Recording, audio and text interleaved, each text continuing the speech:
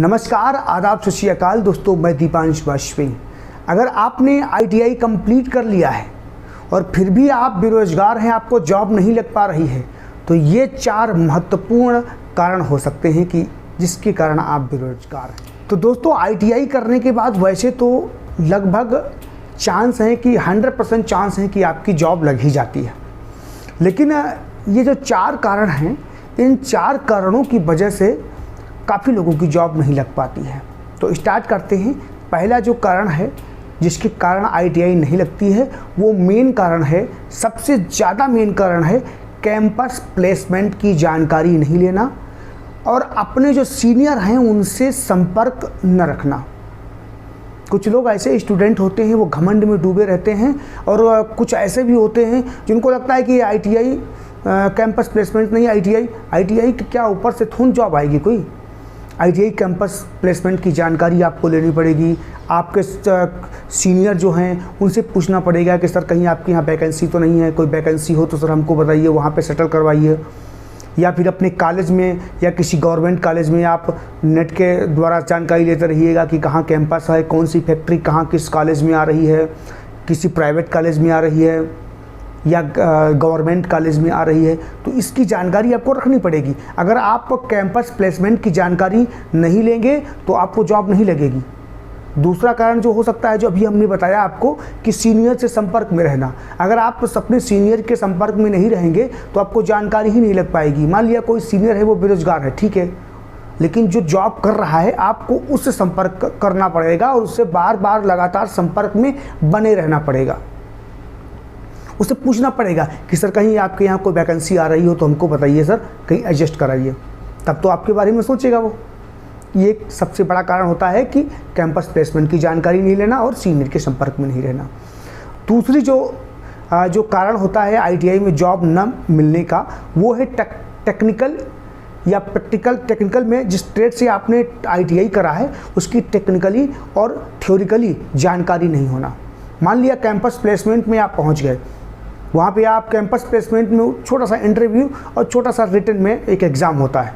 उस एग्ज़ाम को ही आप फाइट नहीं कर पा रहे हैं। मान लिया टाटा मोटर्स लखनऊ में आई, लखनऊ अलीगंज ITI में वो आई, तो वहाँ पे छोटे छोटे ऐसे कुछ क्वेश्चन हैं जो बहुविकल्पीय क्वेश्चन होते हैं, वो पूछते हैं। आपको जानकारी नहीं है कि सेफ्टी प्रिकॉशन क्या होता है, इंस्ट्रूमेंट क्या होते हैं। यही अगर जानकारी नहीं है तो आपको वो क्यों रखेगी, जॉब नहीं मिल पाएगी ऐसी स्थिति में। तो आपको क्या करना है कि आपको टेक्निकल अपना थ्योरिकली प्रैक्टिकली आपको मेंटेन रहना है जॉब के लिए। गवर्नमेंट जॉब में भी यही होता है, फॉर्म डाल दिए हैं लेकिन जानकारी नहीं है, तो आपको अपनी तैयारी पूरी रखनी है। तो ये दूसरा सबसे बड़ा कारण हो सकता है कि टेक्निकली यानी थ्योरिकली और प्रैक्टिकली जानकारी नहीं होना, जिसकी वजह से आपको जॉब नहीं मिलती है। ठीक है। तीसरा जो कारण है वो है आपका गलत ट्रेड का चुनाव। कभी कभार ऐसा होता है कि ITI में एडमिशन ले लिया हमने, ITI फिटर ट्रेड से करना स्टार्ट कर दिया, अथवा इलेक्ट्रीशियन ट्रेड से अथवा मशीनिस्ट ट्रेड से स्टार्ट कर दिया। लेकिन जब मशीनिस्ट ट्रेड से प्रवेश लेने के बाद में जब वर्कशॉप गए तो वहाँ पे हमको पता चला यार यहाँ तो यार मशीनें लगी हुई हैं, यहाँ पे मिलिंग मशीन है, स्लॉटिंग मशीन है, स्टेपर मशीन है, इसको कैसे पढ़ेंगे, बहुत हैवी मशीनें हैं, इनको चला नहीं पाएंगे, ये बहुत मतलब वहाँ इंटरेस्ट आपका ख़त्म हो गया।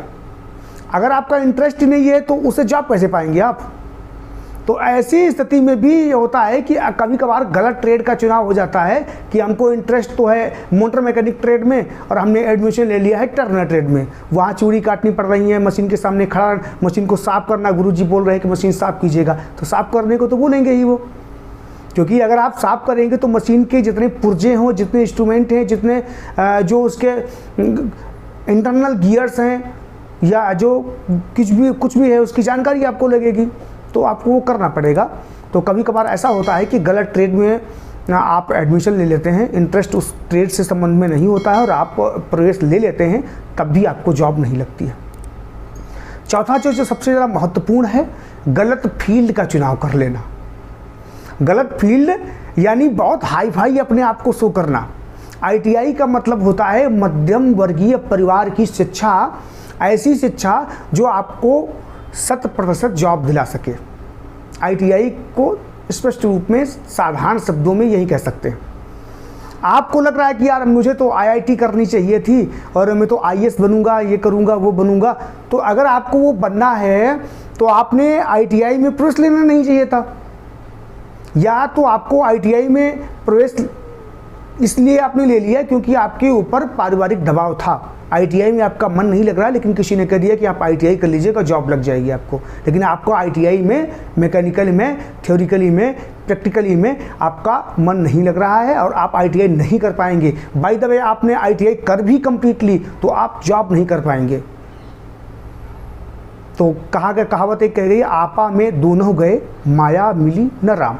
न तो आप SSC क्रैक कर पाएंगे, रेलवे क्रैक कर पाएंगे, न तो आप ITI के माध्यम से। तब आपको एहसास होगा जब ITI बेस पर रेलवे में कोई वैकेंसी निकलेंगी, ITI बेस पे DRDO में कोई जॉब निकलेगी, ITI बेस पे आपकी सेंट्रल गवर्नमेंट की, स्टेट गवर्नमेंट की कहीं भी आपकी जॉब निकलेगी। तब आप सोचेंगे यार ITI में अच्छी तरीके से अगर हमने तैयारी कर ली होती तो शायद मैं एग्ज़ाम क्रैक कर सकता था। तो ऐसी स्थिति में भी आपकी जॉब नहीं लग पाती है। ये 4 महत्वपूर्ण कारण हैं जिसके कारण आपकी ITI में जॉब नहीं लगती हैं। जाहिर सी बात है आपको पसंद ज़रूर आया होगा वीडियो। अगर आपको 0.1% भी वीडियो पसंद आया हो तो प्लीज़ वीडियो को लाइक कीजिएगा और चैनल को सब्सक्राइब करके बेल आइकन घंटी ज़रूर दबा दीजिएगा। नमस्कार।